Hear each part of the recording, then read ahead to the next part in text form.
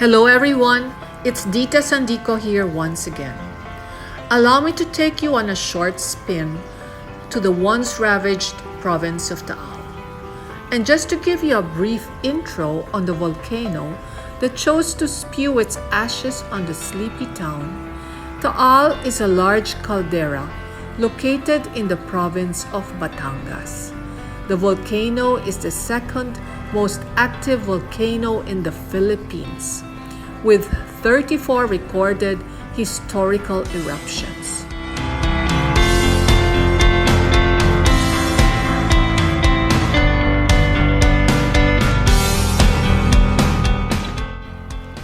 During the volcanic eruption in the year 1754, the townspeople sought refuge in the sanctuary of Kaysasay, where it now stands.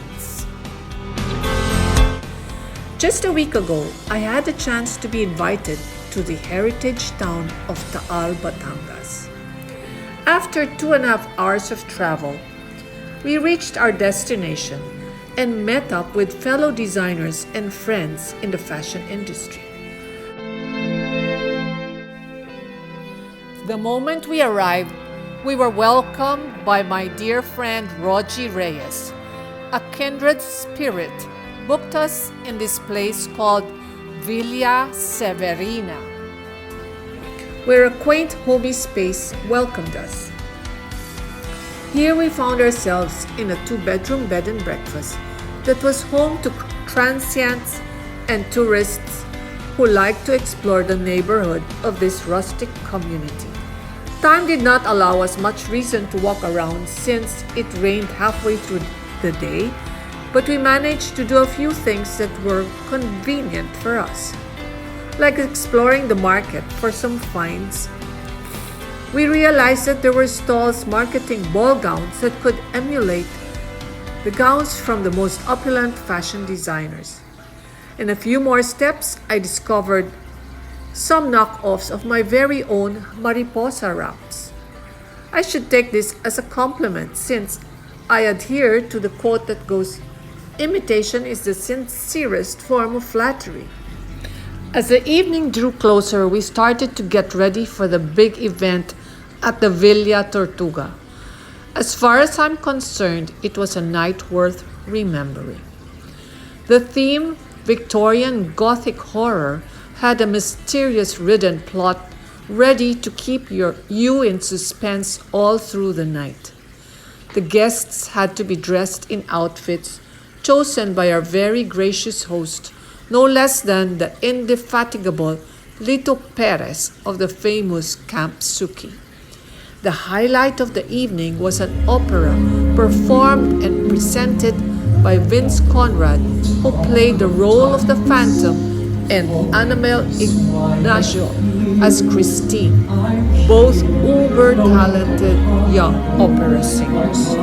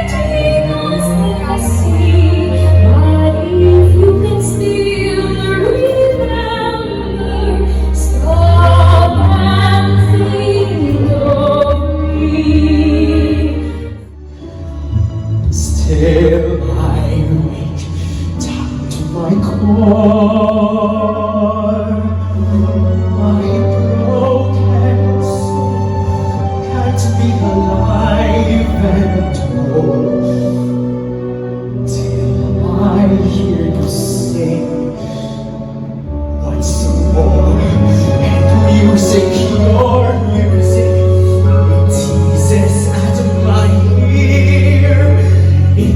turns and it takes away, and you're not.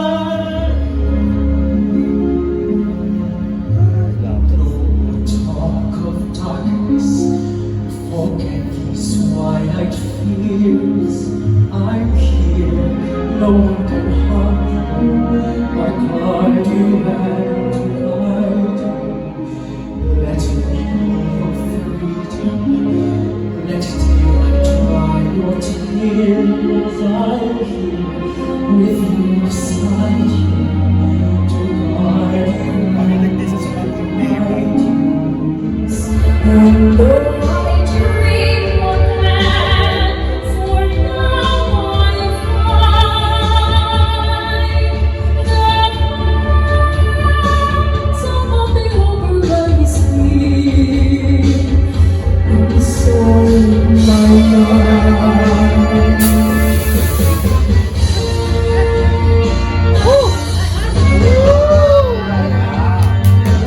Kissing once again with me, strange to Sing for me.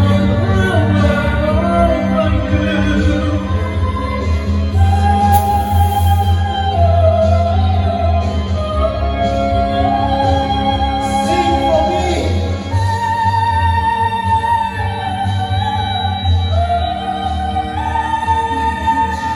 for me.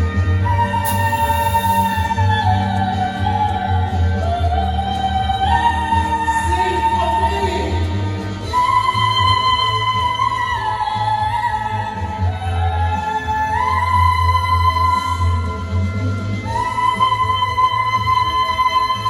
for me.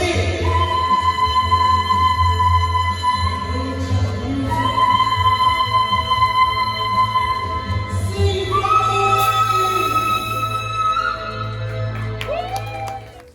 The opera did not end there, but instead, we had parlor games and mystery detective stories that led us to unlock the mystery behind who murdered Lord Baskerville, with Sherlock Holmes as the consulting detective to learn the truth to the crime.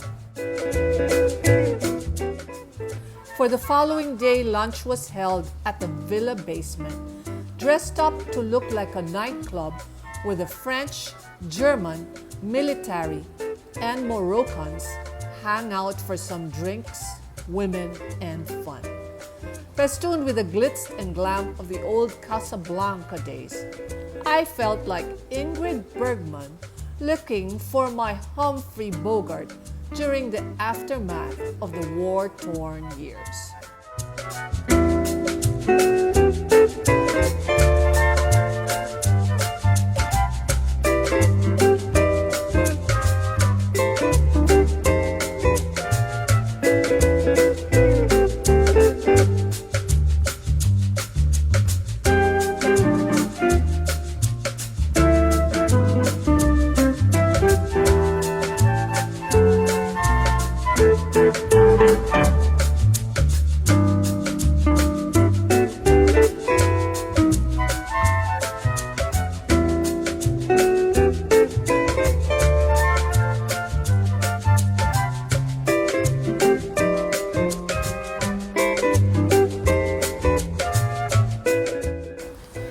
To sum up the visit, it was totally exhilarating to not just walk into surprisingly absurd events, enough to jolt your senses to the world of the unknown, suspense-riddled, and sometimes terrifying world, but also to take a glimpse of what life was like then, in the good old days of cinema.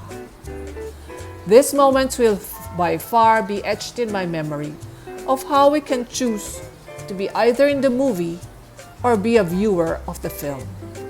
The best part was of the experience that we could choose to watch the story unfold and yet be a part of it.